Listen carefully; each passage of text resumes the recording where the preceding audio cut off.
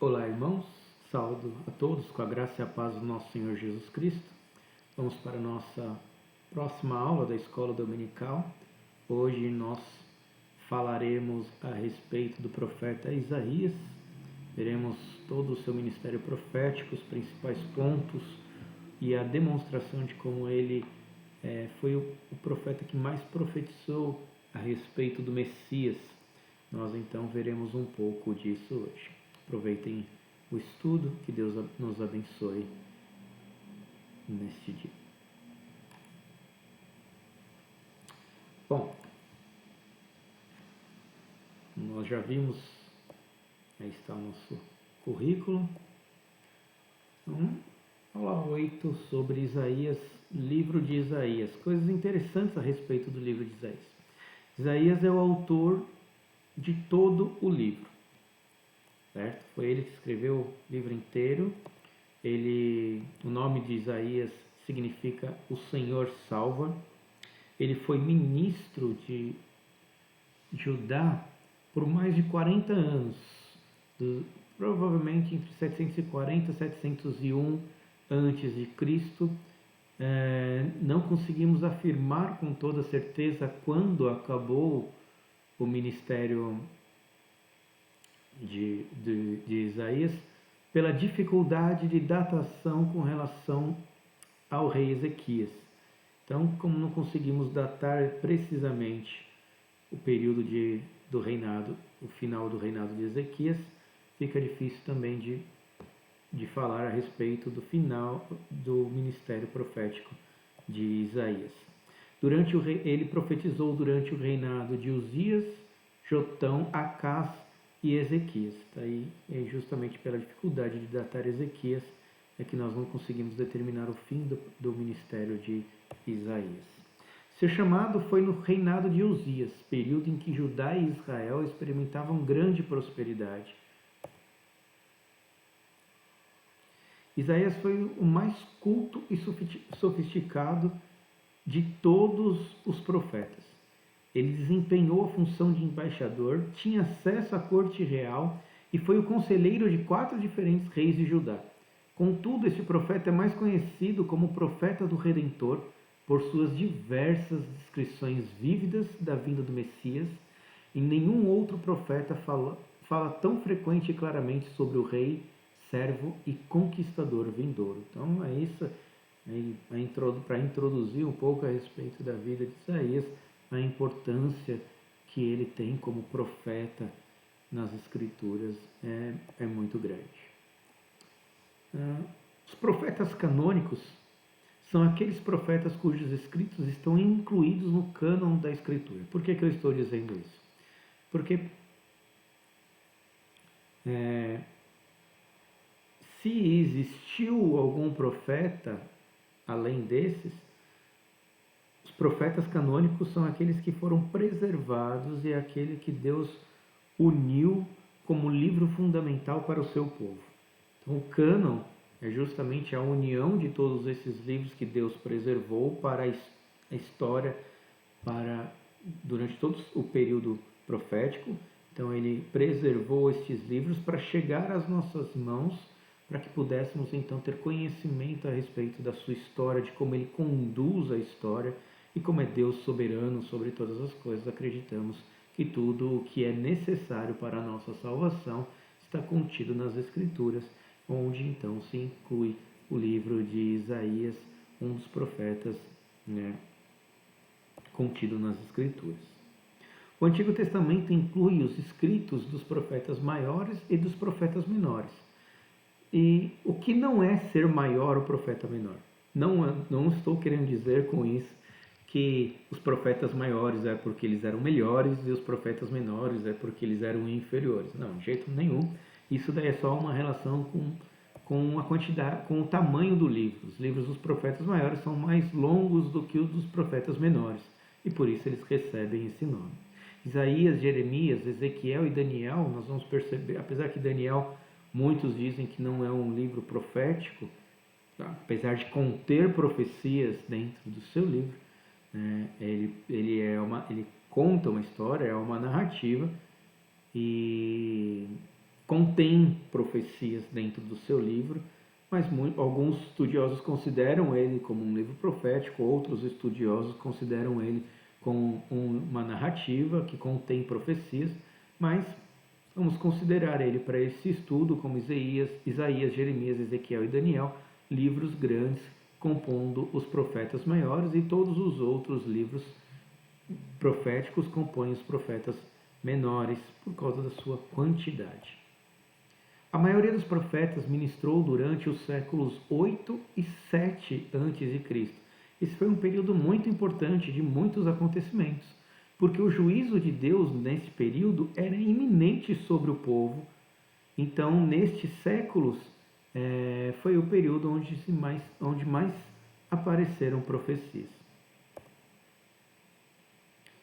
Isaías foi o mais culto e sofisticado de todos os profetas. A maioria dos profetas, eles eram simples, pessoas da agricultura, pessoas voltadas ao campo. Isaías não, Isaías ele era letrado e muito culto. Isaías desempenhou a função de embaixador e tinha acesso à corte real, inclusive, sendo conselheiro de 4 diferentes reis de Judá. Isaías recebeu seu chamado ao ofício profético aproximadamente entre 740 a.C. Foi o mesmo ano, aí uma curiosidade, em que provavelmente a cidade de Roma foi fundada.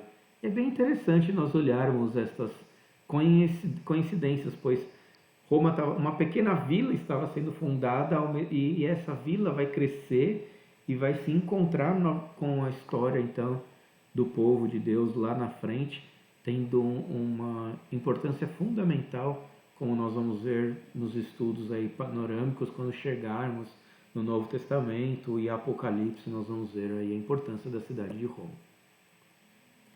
Isaías é comissionado no 6º capítulo do seu livro. No capítulo 6, nós vamos ver comissionamento, aquele momento em que Isaías tem um encontro com Deus, com o trono de Deus, ele visualiza Deus, ele cai, ele, ai de mim, que sou pecador, que habito, sou um homem de impuros lábios, que habita no meio de um povo de lábios impuros.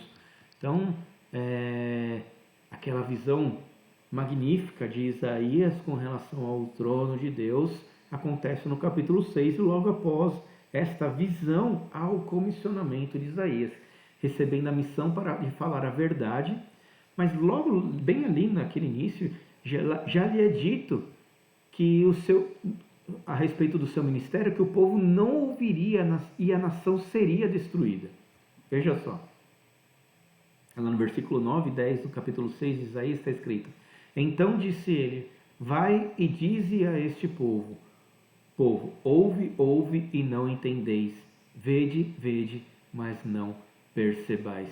Torna insensível o coração deste povo, endurece-lhe os ouvidos e fecha-lhe os olhos, para que não venha ele a ver com os olhos, a ouvir com os ouvidos e a entender com o coração, e se converta e seja salvo. Olha que interessante, Deus está falando para Isaías ir anunciar ao povo, e eles vão ouvir e não vão entender, eles vão ver as coisas acontecendo e eles não vão perceber. Deus vai tornar insensível o coração do povo para que ele, a ouvir com os ouvidos, a entender com o coração e se converta e sejam salvos, para que eles não venham a se converter e serem salvos. Isaías vai profetizar para um povo que vai ter o seu coração endurecido pelo próprio Deus. E aí, quando ele ouve isso, Isaías naturalmente pergunta: até quando, Senhor? Imagina ele ouvindo que ele vai ter que profetizar para um povo que vai permanecer duro a sua mensagem. Então, Isaías pergunta: até quando, Senhor?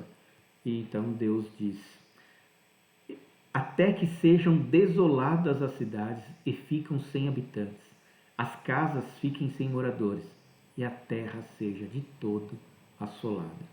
E o Senhor afaste dela os homens, e no meio da terra seja grande o desamparo. Então, Isaías, no meio este é o chamado de Isaías, Isaías é chamado a profetizar juízo sobre o povo, mas o seu livro é cheio de esperança e promessas de restauração para o povo de Deus.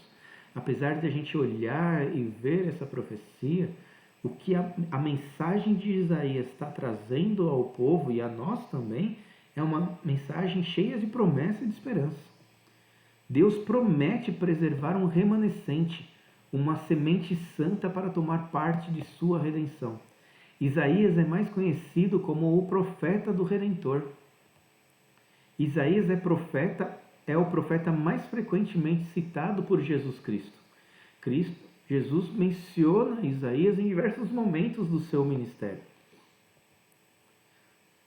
E o Messias também é mais claramente retratado no livro de Isaías. Da mesma maneira que Isaías menciona mais a respeito do ungido, do Messias, Cristo também usa muito de Isaías durante todo o seu ministério. Isaías dá ao rei Acaz a oportunidade de receber um sinal do Senhor, mas o rei recusa. Então nós vamos ver agora algumas passagens que vão demonstrar, algumas passagens mais conhecidas, na verdade, que mostra claramente a respeito da vida do Messias, começando justamente por essa passagem que o rei Acaz recusa-se a receber um sinal de Deus, mas Deus ainda assim demonstra o sinal. O Senhor dá um sinal mesmo assim, né? Veja lá Isaías 7. E continuou o Senhor a falar com Acaz, dizendo: pede ao Senhor teu Deus um sinal, quer seja embaixo nas profundezas ou em cima nas alturas. Acaz, porém, disse: não o pedirei, nem tentarei ao Senhor. Então disse o profeta: ouve agora, ó casa de Davi, acaso não vos basta fatigardes os homens, mas ainda fatigais também ao meu Deus? Portanto, o Senhor mesmo vos dará um sinal. Eis que a virgem conceberá e dará à luz um filho e lhe chamará Emanuel. É importante notarmos, né? Emanuel significa Deus conosco, né? Então, aqui a mensagem de Deus para Acaz de que a virgem iria conceber e daria à luz a um filho que seria chamado Emanuel. Essa profecia está sendo voltada para Acaz e para aquele povo. Então, como garantia de que essa profecia era verdadeira e provinha de Deus, é muito provável que isso realmente aconteceu naquela época. A palavra virgem aqui também quer dizer jovem. Então pode ser que alguma jovem te tenha dado à luz um filho que se chamaria Emanuel, abrindo aqui então as profecias que se viriam. Então é importante nós pensarmos em profecias não como sempre sendo coisas que vão acontecer no futuro, mas nós devemos entender a profecia, a mensagem profética de uma perspectiva profética. O que é uma perspectiva profética? Imagina que você está num determinado local onde você consegue avistar uma quantidade de montanhas à sua frente. E alguém lhe diz que você precisa ir até uma cidade que fica depois daquelas montanhas. Então você tem lá o objetivo é chegar depois daquelas montanhas. E quando você chega nessas montanhas, você percebe que ela não era quando você olha de longe, parece que é uma montanha grande. Mas quando você chega perto, você percebe que é um monte, uma série de montanhas que vêm umas após a outra, é o que nós chamamos de perspectiva profética. A perspectiva profética ela tem uma mensagem para aquela época, ela se repete algumas vezes com o decorrer do tempo, até que venha a profecia propriamente dita, o acontecimento final daquela profecia.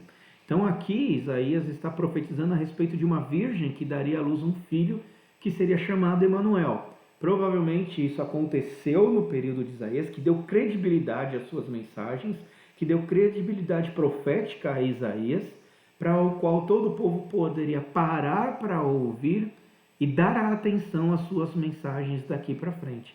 Então é aberto com esta profecia de que viria então o Emanuel, o Deus conosco, e nasceria uma criança assim. E nasceu naquela época de Emanuel e também e se concretizou quando? Quando Jesus veio. O Emanuel nasceu realmente de uma virgem real, usada lá no grego original ali a virgem, então mostrando exatamente o que? Que ali se concretizou, se completou a profecia de Isaías 7. Isaías entrega outra profecia messiânica em Isaías 9:2. O povo que andava em trevas viu grande luz, e aos que viviam na região da sombra da morte, resplandeceu-lhes a luz. Então, ó, aqui também, lembra que eu falei? Apesar de toda aquela visão de coisas, de Deus falando que iria endurecer o coração do povo, né? Eles não iriam ouvir, não iriam ver, que a terra seria destruída, a mensagem de Isaías é uma mensagem de redenção, é uma mensagem positiva. O povo que andava em trevas viu grande luz, e aos que viviam na região da sombra da morte, resplandeceu-lhes a luz. É uma profecia, né, de que, apontando já para Jesus Cristo, em um clima de perdição, Deus traz luz e esperança para o seu povo. Olha lá a continuação dessa passagem.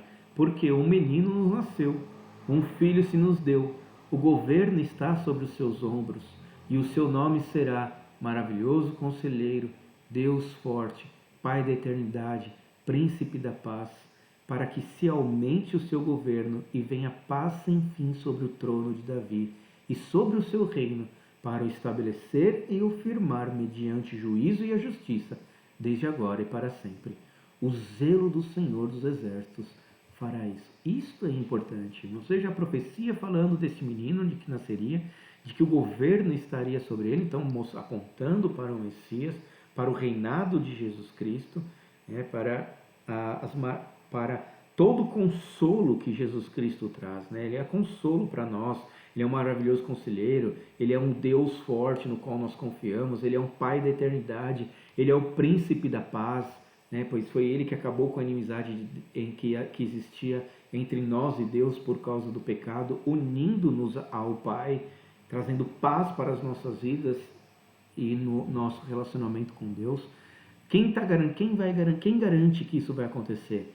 O zelo do Senhor dos Exércitos fará isso. Deus é a garantia de que aquilo, a sua palavra é a garantia de que isso vai acontecer, trazendo consolo para aquele povo que estava recebendo aquela profecia. Durante um tempo de crise e derrota nacional, o Senhor promete levar um filho de Davi para estabelecer paz universal e duradoura. Então, vem daí, olha lá, do tronco de Jessé, outra profecia, lá agora no capítulo 11, de 1 a 5. Do tronco de Jessé sairá um rebento, e das suas raízes um renovo. Repousará sobre ele o Espírito do Senhor, o Espírito de sabedoria e de entendimento, o Espírito de conselho e de fortaleza, o Espírito de conhecimento e de temor do Senhor. Deleitar-se-á no temor do Senhor, não julgará segundo a vista dos seus olhos, nem repreenderá segundo o ouvir dos seus ouvidos, mas julgará com justiça os pobres e decidirá com equidade a favor dos mansos da terra. Ferirá a terra com a vara de sua boca e com o sopro dos seus lábios matará o perverso. A justiça será o cinto dos seus lombos e a fidelidade o cinto dos seus rins. É muito curioso nós observarmos essa profecia. Essa profecia se refere a Jesus Cristo. E como que nós garantimos que essa profecia se refere a Jesus Cristo? Quando nós olhamos para Apocalipse, quando está falando a respeito de Jesus Cristo, que ele possuía os 7 espíritos, né?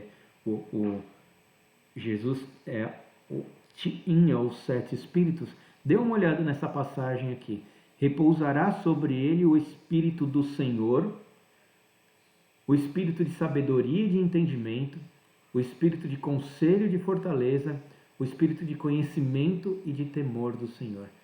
7 espíritos. Veja só.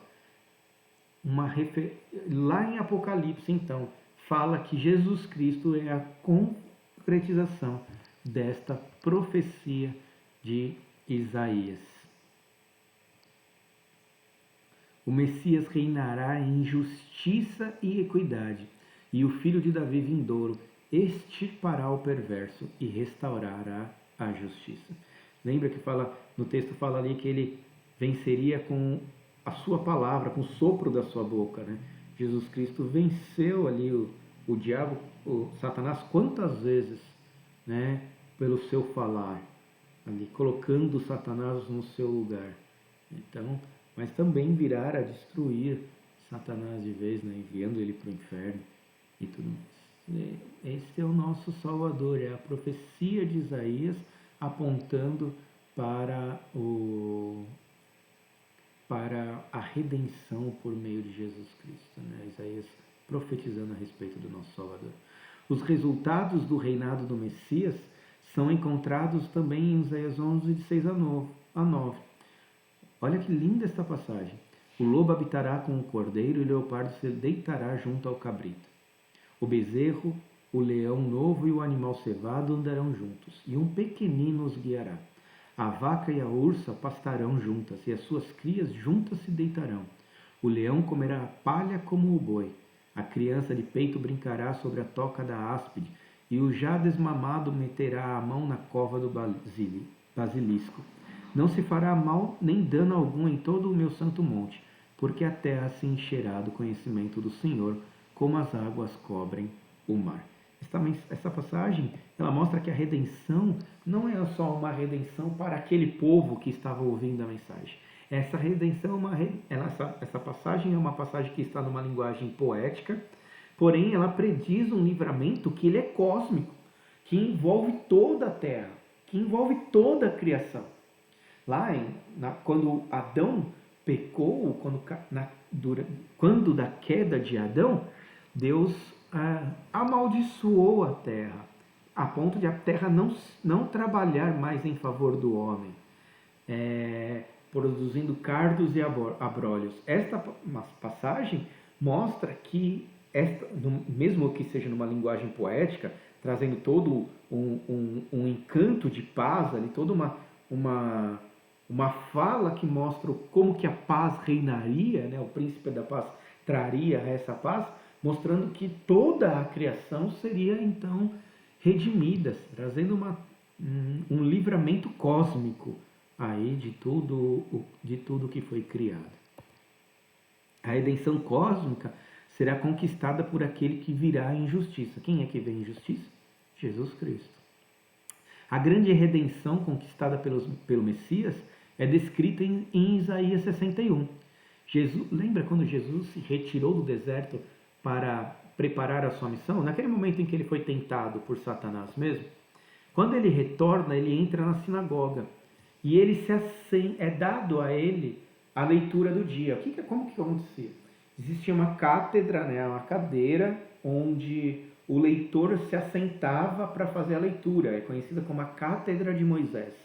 Era ali que, nas sinagogas, o judeu entrava, sentava naquela cadeira, davam para ele, então, entregavam a ele o livro que seria lido, o pergaminho. Aquele que estava sentado na cátedra abria aquele pergaminho, lia o texto que estava escrito ali e pregava a respeito daquele texto. Então, Jesus Cristo, ao sair do deserto, ele entra numa sinagoga, ele se assenta na cátedra de Moisés, os judeus se assentavam ali aos pés, se assentavam ao chão mesmo, para ouvir o sermão. Jesus, então, abre o texto de Isaías 61, veja, não foi ele que pegou, era entregue, era uma outra pessoa que entregava para aquele que estava sentado lia aquele livro e fazia então o seu sermão com base no texto lido. Então, após Jesus ler o texto, ele sentou e disse: hoje se cumpriu a escritura que acabais de ouvir. É o sermão mais curto que nós temos escrito até hoje. Jesus sentou-se na cátedra e leu o texto e falou: hoje se cumpriu as escrituras. Falando que aquilo que Isaías estava falando no capítulo 61 diz respeito a ele mesmo. Era só... eu fico imaginando o rosto daqueles judeus ali, né? Escutando Jesus falar a respeito disso. Pegar uma profecia, sentar-se para ler aquele texto e depois falar assim: hoje se cumpriu estas profecias. O Espírito do Senhor, Deus está sobre mim, porque o Senhor me ungiu. Foi isso que ele leu. Jesus lê então a respeito do ungido. A palavra Messias significa o ungido e é traduzida para o grego, que significa Cristo. A palavra se torna Christus ou o Cristo. Isaías promete cura para os quebrantados, liberdade aos cativos e restauração às ruínas. Está lá no Isaías 61. Esta era a redenção do seu povo. Outra curiosidade, né, quando João Batista pergunta a Jesus se ele era o Messias, naquela ocasião em que João Batista estava preso, e manda os discípulos até Jesus Cristo perguntarem se ele era mesmo aquele que haveria de vir. Jesus então cita Isaías 61 para destacar o cumprimento da profecia. Jesus está falando para os discípulos de João Batista. Fala para João ler Isaías 61. Na verdade, quando a gente faz uma referência, né, quando nas Escrituras fazem uma pequena referência a um texto bíblico, ele já traz à memória do judeu todo o contexto que está dentro ali, né? Eles não estão usando versículos fora do contexto, porque a escrita era pouca. O judeu tinha o conhecimento das Escrituras gravados, eles aprendiam desde toda a sua infância e adolescência até a sua vida adulta, eles meditavam na palavra do Senhor a ponto de ter essas verdades gravadas na sua mente. Então, quando Jesus fala, né, para os discípulos de João Batista o que está acontecendo, ele está fazendo uma referência a Isaías 61 e confortando o coração de João Batista de que, sim, ele era realmente aquele que haveria de vir. Então, temos aqui o trecho de Isaías 61, né? O Espírito do Senhor Deus está sobre mim, porque o Senhor me ungiu para pregar as boas novas aos quebrantados. Enviou-me a curar os quebrantados de coração, a proclamar libertação aos cativos e pôr em liberdade os algemados. Veja, é justamente aquilo que fala. Ó, o que você diz a João Batista, o que vocês estão vendo? Os cegos veem, os surdos ouvem, os coxos estão voltando, andam. Então, ou seja, está trazendo cura para os que estão sofrendo, os cativos, né? Os quebrantados de coração. Então, o cumprimento aqui desta profecia de Isaías. Em Isaías 53, talvez seja a profecia mais clara ali com relação ao Messias, né? Profetiza a obra central do Messias. Certamente ele tomou sobre si as nossas enfermidades e as nossas dores levou sobre si, e nós o reputávamos por aflito, ferido de Deus e oprimido. Essa profecia do servo que carregará os pecados do povo foi cumprida em cada detalhe por Cristo. Quando você lê Isaías 53 e você vê a crucificação de Jesus Cristo, você está vendo os detalhes acontecendo ali, profetizados muito antes de Jesus ser crucificado, 700 anos antes de Jesus ser crucificado. Essa profecia do servo que carregará os pecados do povo foi cumprida em cada detalhe por Cristo. Olha lá, Isaías foi o profeta que mais profetizou a respeito do Messias. Voltando ali a Isaías 53, os relatos são tão, como que eu posso dizer, tão nítidos, a profecia de Isaías 53 é tão nítida, que a sensação que você tem é que Isaías estava vendo a crucificação de Jesus Cristo. É como se ele fosse uma testemunha ocular do que estava acontecendo. Então, essas são algumas das profecias aí que nós vimos. Está errada em cima a aula 7, Elias, né? Mas concluindo a aula, Isaías foi o profeta que mais profetizou a respeito do Messias prometido por Deus. Nenhum outro profeta é tão enfático ao ressaltar a vinda daquele que, depois de assumir a identidade do servo sofredor, restauraria todas as coisas. Através das palavras deste importante profeta, Deus anunciou ao seu povo com detalhes que a restauração do povo de sua propriedade se daria por intermédio de seu ungido, o seu próprio filho.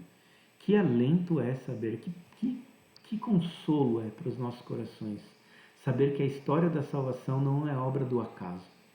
Não depende das nossas forças, não depende do que nós podemos fazer ou deixar de fazer. Ela já estava prescrita. Ela já é uma obra que já vem de antes da criação e que foi profetizada por Isaías e que foi concluída por Jesus Cristo quando ele se entregou à cruz. Traz paz ao nosso coração, alento à nossa alma. Saber que a história da salvação não é uma obra do acaso, antes é resultado do desígnio daquele que é desde a eternidade. A obra redentora de Jesus Cristo, o nosso Salvador, é uma obra que foi realizada na eternidade, planejada antes de toda a criação. Deus é maravilhoso e conforta o nosso coração, que conforte também o seu, que Deus o abençoe. Não se esqueça de deixar o seu like e também de se inscrever no nosso canal, porque quanto mais inscritos nós tivermos no canal, se chegarmos a 1000 inscritos, poderemos fazer transmissões ao vivo usando o celular, que é mais simples para a nossa igreja. Então, deixe seu like e nos ajude. Deus abençoe.